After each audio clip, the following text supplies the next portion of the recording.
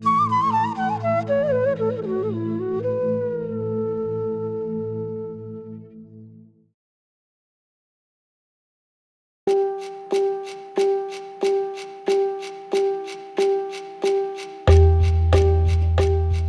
is one of the countries in the world with progressive legal arrangements to ensure reproductive health rights, including the right to abortion.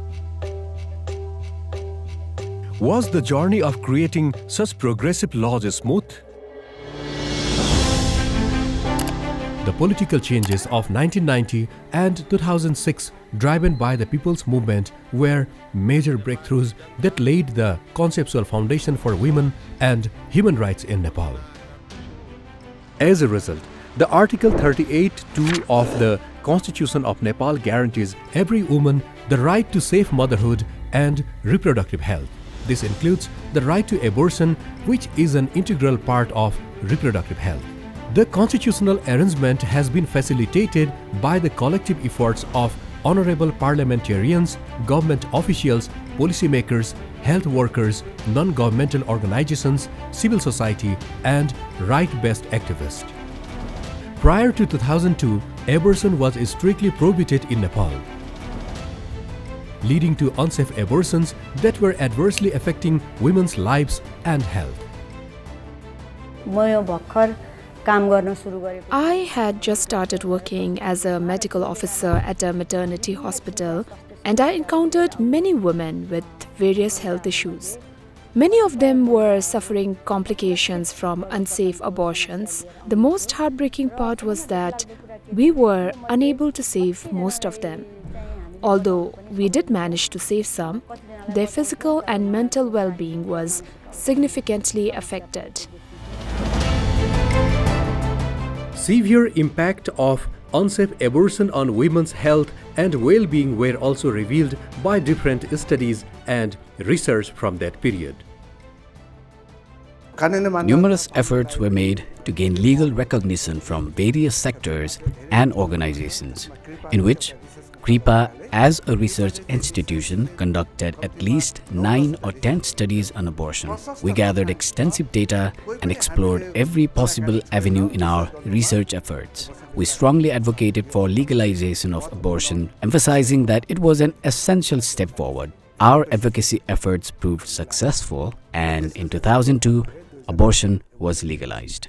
Organizations working for the right to abortion like Forum for Women, Law and Development, FWLD, Center for Research on Environment, Health and Population Activities, CRIPA, the Family Planning Association of Nepal, FPAN, and the Center for Reproductive Rights, CRR, along with various activists and organizations, made continuous efforts to achieve legal recognition of abortion. There was a steering committee composed of 5 secretaries, chaired by the Secretary of Health. After we had developed the legal provisions, we presented them to the steering committee, which ultimately approved them. Initially, there was significant opposition. However, after our presentation, many committee members felt that this initiative should move forward.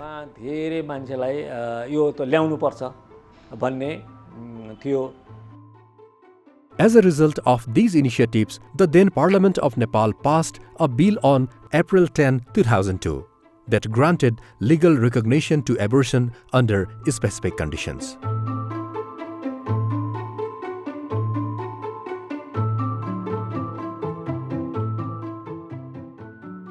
On September 26, 2002, Nepal legalized abortion under specific conditions through the 11th Amendment of the Country Code. Despite these legal changes, it could not make impact on the release of women imprisoned for abortion-related offences. Consequently, with the active involvement of FWLD and the support of CRR, continuous efforts were made to secure the release of those women. At that time, over 20% of women in prison were incarcerated for abortion-related offences, as indicated by 2 different studies titled Women in Prison in Nepal for Abortion and Abortion in Nepal, Women Imprisoned by CRR and FWLD. Continuous efforts and advocacy eventually led to the release of some women incarcerated for abortion-related offences. Prior to the 11th Amendment of the Country Code, FWLD, with the support of CRR, conducted a research study focused on women in prisons. This research included 65 women incarcerated at the time. We worked to represent their cases and advocate for their issues, as there was no one else to represent them. During this period, we successfully helped to release 35 imprisoned women.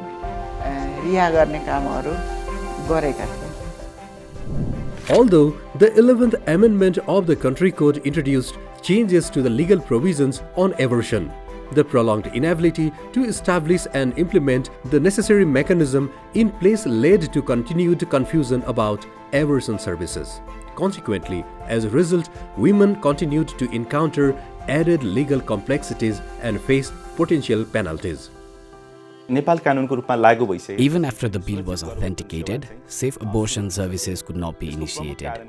The main reason for this was that the new law had provisions stating only prescribed healthcare providers and prescribed health institutions could offer abortion services.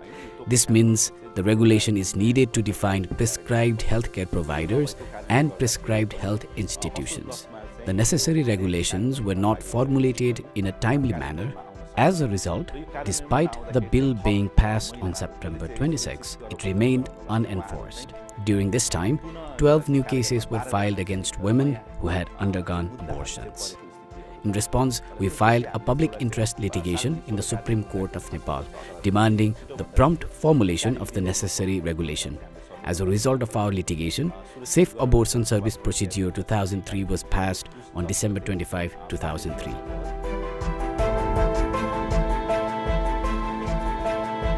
Following the Safe Abortion Service Procedure 2003, Safe Abortion Services officially began at the Paropokar Maternity Hospital, Kathmandu on March 19, 2004. Meanwhile, the Article 22 of the Interim Constitution of Nepal 2007 guaranteed reproductive health rights as a fundamental right of women. This has been a significant milestone in establishing reproductive health rights. The Interim Constitution Drafting Committee was formed under the leadership of Honorable Lakshman Aryal, the former Justice of the Supreme Court of Nepal. Together with CRR, we submitted a written submission advocating for the recognition of reproductive health rights as a fundamental right. We supported our submission with practices from various countries and international conventions. Although the Constitution recognized reproductive health right as a fundamental right, it could not make abortion services, which is an integral aspect of reproductive health services, easily available, affordable, and accessible. Despite being recognized as a fundamental right by the Constitution, the availability and accessibility of these services were hindered by service charges. This issue was raised through a public interest litigation filed in the esteemed Supreme Court by FWLD and CRR. This situation was a violation of women's reproductive health rights as guaranteed by the Interim Constitution of Nepal 2007.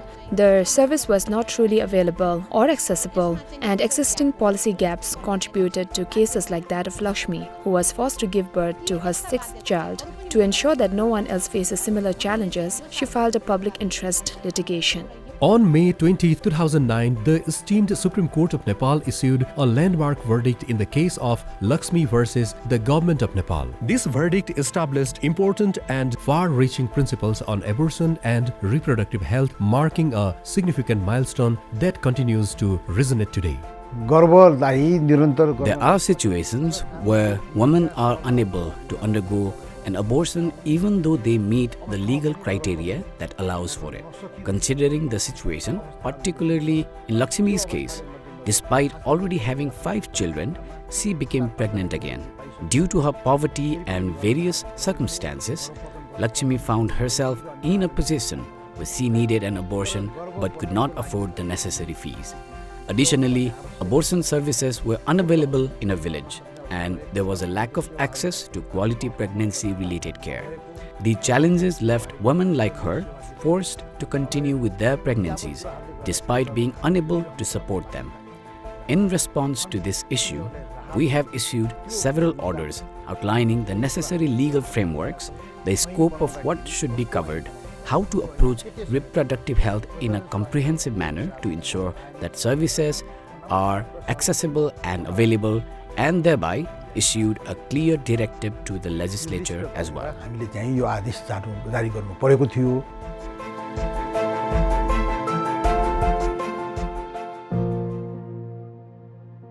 To facilitate the implementation of such a consequential verdict, an effective strategy was devised.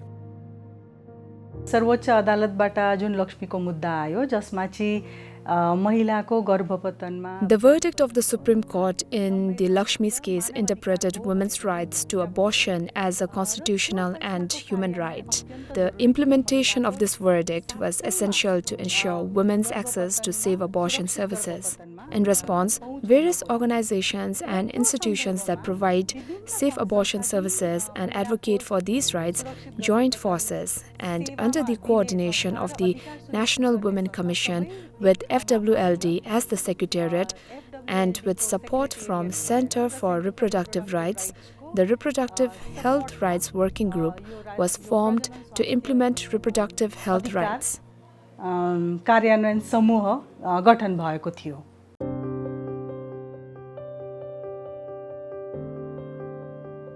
Abortion as a rights-based concept has evolved significantly, influenced by various movements over time along with various civil society organizations playing a commendable role advocating for this cause. Forum for Women, Law and Development collected signatures from 53 districts to advocate for the recognition of reproductive health services as a fundamental right. Furthermore, FWLD organized interactive discussion programs with the members of the Constituent Assembly at the various stages to ensure the inclusion of reproductive health services as a fundamental right in the draft constitution prepared by the Fundamental Rights and Directive Principles Committee of the Constituent Assembly. It is linked to a woman's body, not only biologically, but also as a fundamental aspect of her identity. In our society, decisions such as when a woman should marry, or how many children to have, or whether to have children at all, and whether to continue or terminate a pregnancy, all these issues fall under reproductive rights. Since these matters are connected not only to a woman's body, but also to her overall life and individuality, reproductive rights must be considered as an integral component of women's rights. Furthermore, all decisions related to her body should be made by the woman herself. With this understanding, we incorporated these principles into the draft constitution at that time. The constitution historically promulgated in 2015 through the Constituent Assembly notably enshrined the right to safe motherhood and reproductive health as a fundamental right. The government of Nepal is responsible for implementing the verdict of the Lakshmi versus Government of Nepal. And to ensure the implementation of the verdict, non-governmental organizations, civil society and human rights activists applied pressure on the state, while the government also made positive efforts. Abortion is an integral component of reproductive health under fundamental rights. While all other reproductive health services were provided free of charge at the government health institutions, abortion services were still charged at that time. The government of Nepal allocated a budget for free safe abortion services. It not only supports women's lives and health, but also affirms their right to reproductive autonomy. After putting the necessary infrastructure in place, we made these services free by integrating them into the existing Safe Motherhood program. Under this program, we covered all related costs and issued circulars to health institutions to ensure that the services were provided free. In the meantime, Because of the government's responsibility to implement the verdict of the Lakshmi versus the Government of Nepal case, along with the continuous efforts of various organizations and stakeholders, the government began providing free abortion services at hospitals and health institutions from 2016. This was an integral part of that very verdict. Safe Motherhood and Reproductive Health Rights Act was enacted in 2018 to implement the fundamental rights to safe motherhood and reproductive health as guaranteed by Nepal's constitution.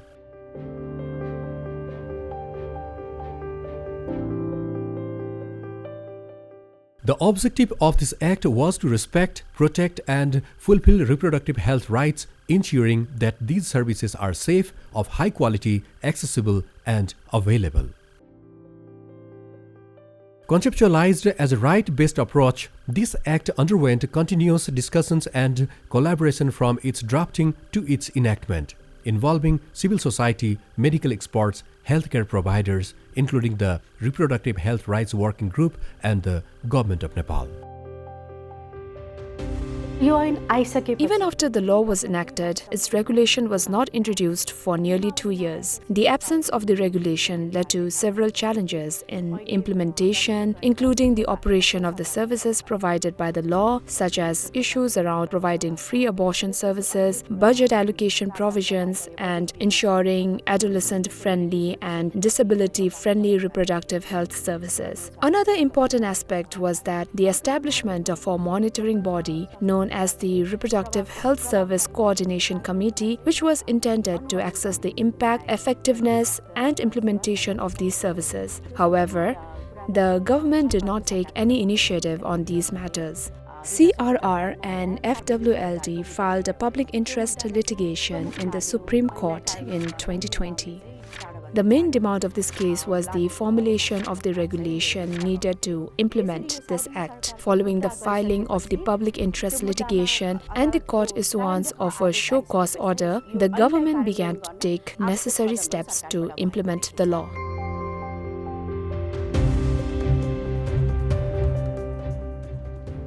Various organizations have played an exemplary role in holding the government accountable.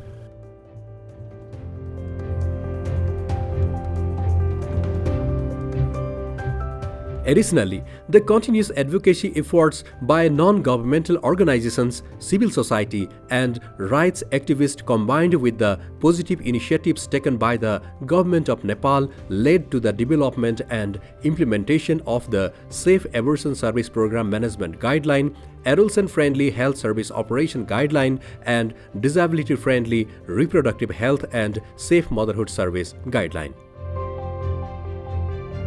While these initiatives mark significant progress in the implementation of the law, further expansion of the services, its continuity, and improvement in the quality of the services are required. With the amendment of the country code, legal recognition has been granted, acknowledging its importance in various legal documents such as Safe Motherhood and Reproductive Health Rights Act, Public Health Services Act, and their regulations. This has gradually established access to these services as a right for women. Legally, abortion is allowed up to 28 weeks under specific circumstances, while for up to 12 weeks, a pregnant woman can obtain an abortion on her own will without requiring the consent of her husband or family. The Government of Nepal has made these services available for free through public health institutions. Although we have faced various challenges, significant efforts have been made to address them. The process of legal amendment has reached a certain stage. We have had continued discussions and advocacy with lawmakers from members of parliament to senior policymakers.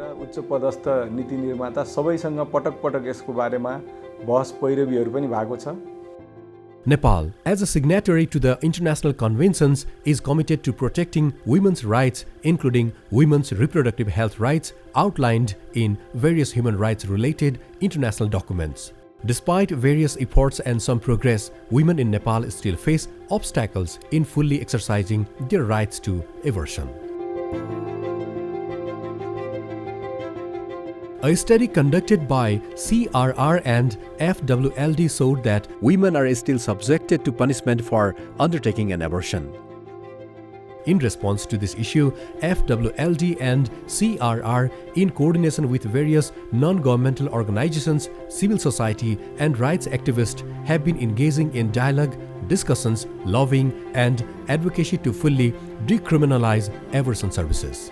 Additionally, CRR and FWLD have submitted shadow reports to the Committee on Elimination of Discrimination Against Women and the Universal Periodic Review, advocating for Nepal to fully guarantee women's right to abortion and to fully decriminalize abortion. In advocating for decriminalization, the focus is on the right to life. For example, if a woman's life is at risk and abortion is not allowed after 28 weeks of pregnancy, the current law denies her right to abortion, even when it could jeopardize her life. We have filed a case in the Supreme Court arguing that women's right to life, right to equality, and various other fundamental rights are being violated, and the case is sub judice. France recommended that women seeking abortion services and the service providers should not face punishment under any circumstances. Nepal has accepted this recommendation. To fulfill this commitment, Nepal must fully decriminalize abortion. Various treaties, such as CEDAW, Convention on the Elimination of All Forms of Discrimination Against Women, the recommendations from the Committee on Elimination of Discrimination Against Women, the recommendations of the UPR, Universal Periodic Review, and Abortion Care Guideline of the WHO all indicate that Nepal still needs to take steps towards full decriminalization of abortion.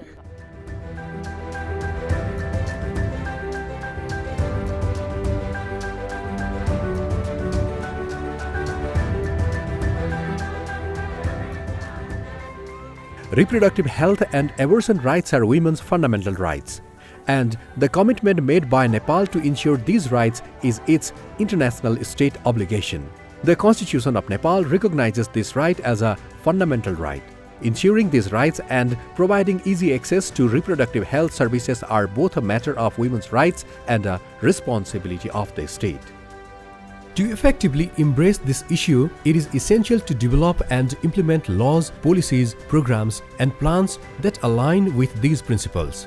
However, the current legal framework on abortion does not reflect these principles and appears to contradict the vision set forth by the Constitution and the preamble of the Safe Motherhood and Reproductive Health Rights Act 2018.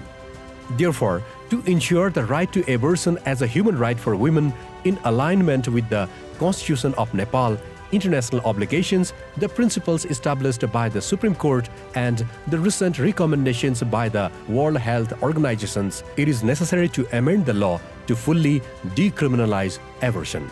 This requires the commitment of all stakeholders to ensure women's human right to abortion.